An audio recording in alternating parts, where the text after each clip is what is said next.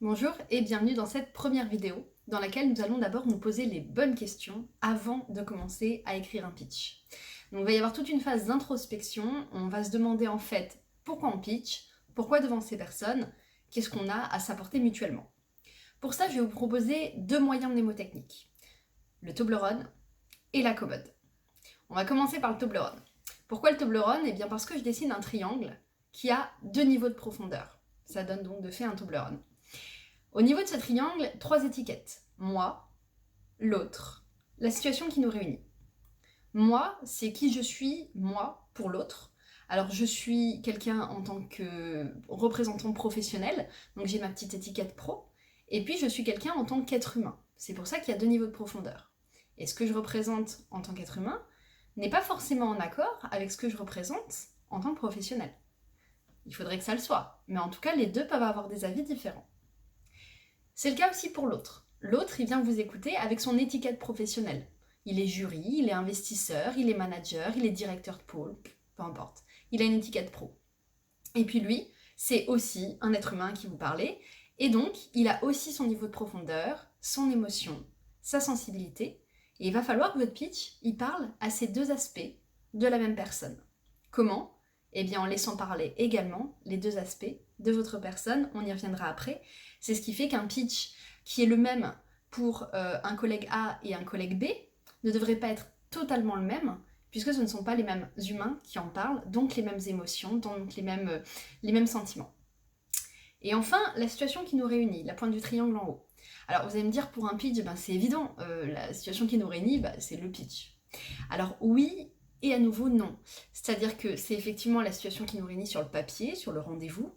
Maintenant, en vrai, c'est quoi la situation qui nous réunit? C'est-à-dire que, qu'est-ce qu'on attend de ce pitch? C'est quoi la prochaine étape s'il fonctionne bien?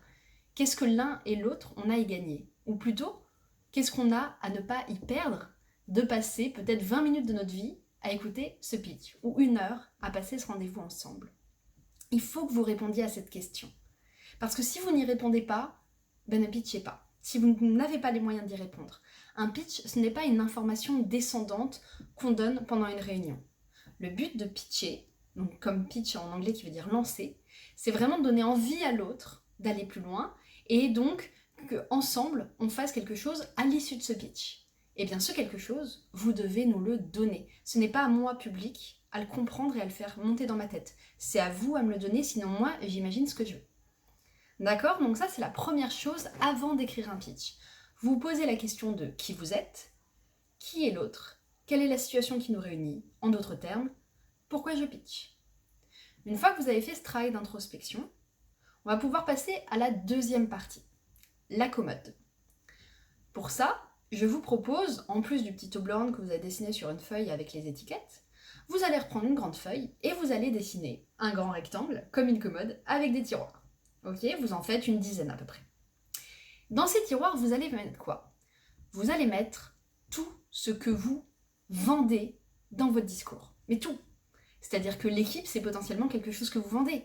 Bien sûr, le produit et le service, évidemment. Mais peut-être la livraison, peut-être le service après-vente, peut-être des partenariats que vous avez initiés. Bref, tout ce qui est valorisant pour votre projet. Tout ce que vous allez pouvoir mettre en avant, c'est quelque chose que vous pouvez vendre. Pas forcément au sens commercial du terme, mais en tout cas, c'est quelque chose que vous pouvez mettre en valeur dans le discours. Et donc là, faut pas hésiter, faut tout noter. Et surtout, la difficulté, ça va être de rassembler ou pas dans un même tiroir des éléments. Je vous donne un exemple. Si par exemple, dans l'équipe, vous avez quelqu'un qui excelle en marketing, vous allez vous dire, bon, la partie marketing, il faut vraiment qu'on la mette en avant parce que c'est notre force. Mais du coup, c'est ici qu'on parle de Thibaut qui est hyper bon en marketing, ou Thibaut, on en parle dans l'équipe. Ah. Et c'est là où ça va être intéressant. Et c'est là où est le vrai travail.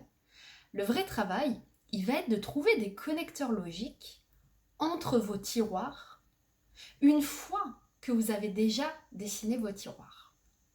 D'accord? Donc, moi par exemple qui fais de la formation là actuellement avec vous, on pourrait dire que si j'allais voir un client et que je dessinais ma commode, eh ben le client, je peux lui proposer de la formation Je peux lui proposer du coaching, je peux lui proposer des modules e-learning, c'est ce que je suis en train de faire.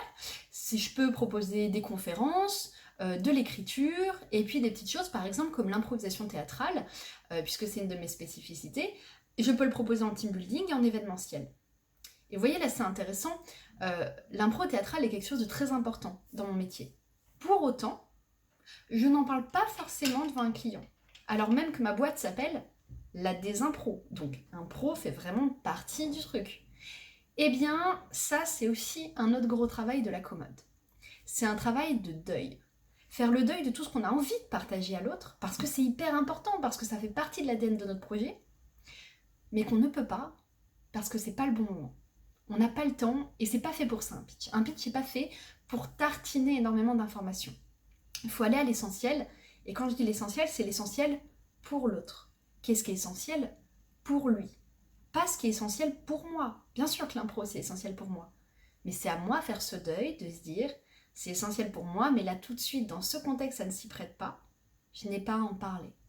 Et dans ma tête, je referme le tiroir. Ou plutôt, je ne l'ouvre pas, parce que ça amènerait du flou là où devrait y avoir de la clarté.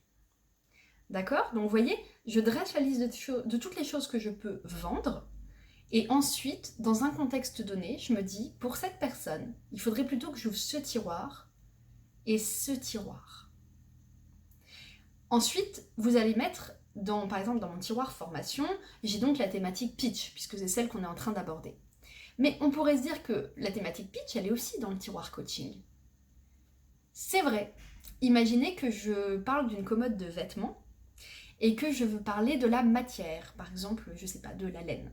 Eh bien, peut-être que j'ai des vestes en laine, des gilets en laine, des chaussettes en laine. Donc, il peut y avoir des points communs dans les tiroirs. Mais ce qui va nous intéresser, c'est en fonction à qui je parle. Donc effectivement, si je parle à quelqu'un qui est très intéressé par les tissus, je vais pouvoir ouvrir mes différents tiroirs sous l'angle de la laine. Comme moi, je vais pouvoir ouvrir différents tiroirs sous l'angle du pitch. Pour autant, je vais peut-être aussi devoir parler juste du tiroir qui contient mes chaussettes. Et alors les chaussettes, on peut donc parler de la matière, on peut parler de leur couleur, on peut parler de la taille, on peut parler de l'usage pour le sport, pour la ville, pour le ski. On peut parler de plein de choses pour une seule information. Et c'est ça qui est intéressant avec la commode, c'est que votre commode de vêtements, vous ne pouvez pas mentir sur ce qu'il y a dedans. Ce qu'il y a dedans, c'est ce qu'il y a dedans. C'est fixe, c'est figé. Alors ça va évoluer. De la même façon que vous allez acheter des habits de temps à autre, vous allez faire évoluer votre pitch avec le projet qui va évoluer lui-même. Ça c'est vrai. Mais c'est pas une évolution tout le temps. C'est une évolution par saison, dirons-nous. Donc votre pitch va évoluer, mais pour autant, il est fixe à un moment donné. Et ce que vous avez à nous dire sur une chose, sur un produit, sur un service, comme sur des chaussettes, vous voyez, ça peut être plein de choses, et c'est à vous à cibler le bon angle en disant non, là je parle à quelqu'un qui veut m'acheter des chaussettes, ce qui lui intéresse c'est le volume avant tout, donc le point sur lequel je vais insister, c'est le nombre de chaussettes que je possède dans ma commode, et non pas la matière qui n'est pas son propos actuellement. Vous voyez un petit peu ? Donc il y a tout ce travail-là de tri de l'information que vous devez faire avant d'écrire un pitch. Vous faites vos tiroirs. Vous regardez si dans vos tiroirs, il y a des thématiques communes. Si c'est le cas, ça va vous permettre de trouver un ordre à ces tiroirs. Parce que c'est vrai, moi ça me paraît logique de mettre les dessous et les chaussettes d'abord, puis les t-shirts, puis les jeans, puis les pulls. Mais ça se trouve, c'est pas comme ça que vous rangez vos vêtements. Et cette logique, elle est propre à vous, et j'y peux rien. Donc c'est à vous à nous la justifier, votre logique. Et donc si vous ouvrez d'abord le tiroir de la problématique qui vous a amené à trouver ce pitch, peut-être qu'ensuite vous allez nous parler, donc prenons l'équipe, et qu'en fait cette problématique, elle est liée à ce que quelqu'un dans l'équipe a vécu, pouf, ça fait un lien avec l'équipe.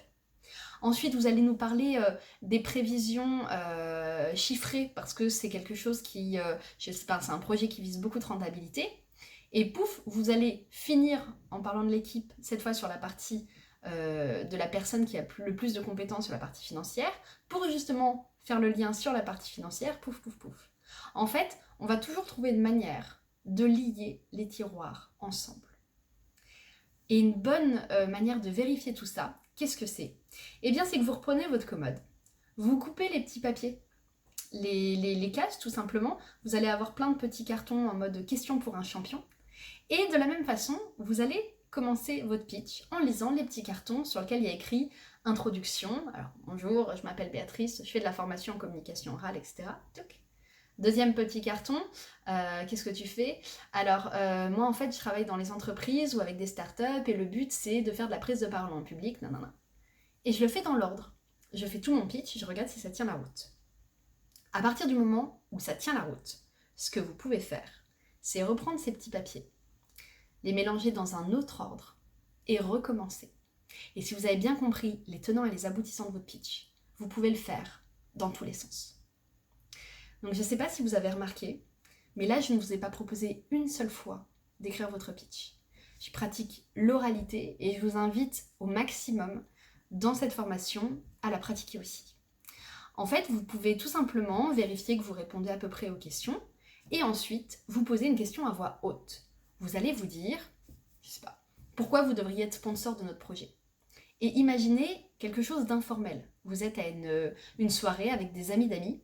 Quelqu'un vient vous voir et vous dit « Hey Marco, mais c'est trop bien, j'ai appris que tu faisais un projet entrepreneurial. C'est quoi exactement ?» On est d'accord que vous n'allez pas aller dans votre cuisine dire « Bah écoutez, c'est très gentil d'avoir un intérêt pour mon projet, je vais écrire le pitch là, dans la cuisine, je reviens à la soirée et je vous le pitch ensuite, laissez-moi 20 minutes. » On est d'accord que ça ne va pas se passer comme ça. Dans une soirée, vous allez simplement répondre à la personne qui vous dit « Hey, vous avez un projet, c'est trop bien, c'est Anne-Sophie qui me l'a dit, ça consiste en quoi ?» Vous allez répondre à cette personne normalement sur un ton conversationnel, à l'oral et sans écriture.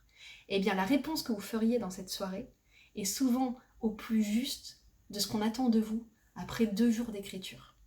Donc, on ne se prend pas la tête à écrire, on n'écrit pas, on essaye de ne pas écrire. Répondez sur un ton conversationnel en ayant simplement les tiroirs sous les yeux. Et ça devrait largement suffire pour avoir une première ébauche de pitch. Attention, ne perdez pas votre superbe idée. Vous prenez le téléphone, vous mettez l'enregistreur vocal et vous vous enregistrez. Faites plusieurs versions, c'est pas grave. Mais vous n'êtes pas à l'abri en fait de faire une première version qui tienne complètement la route. Et auquel cas, ça aurait été dommage de la perdre. Donc vous avez un ton conversationnel, vous avez la commode sous les yeux, vous essayez 1, 2, 3 versions. Vous écoutez la version sans vous intéresser à votre voix en disant « Oh là là, j'aime pas votre voix ». Personne n'aime sa voix, donc pas de problème. Vous écoutez simplement le fond. Et là, ça y est, vous pouvez écrire à partir de ce que vous avez oralisé. Et vous verrez qu'en faisant l'exercice inverse, c'est 1000 fois plus rapide, c'est bien plus efficace et c'est bien plus joli à entendre parce que c'est sur un ton naturel. Voilà pour la première étape d'écriture, le Toblerone, la commode et l'oralité pour pratiquer et pour écrire.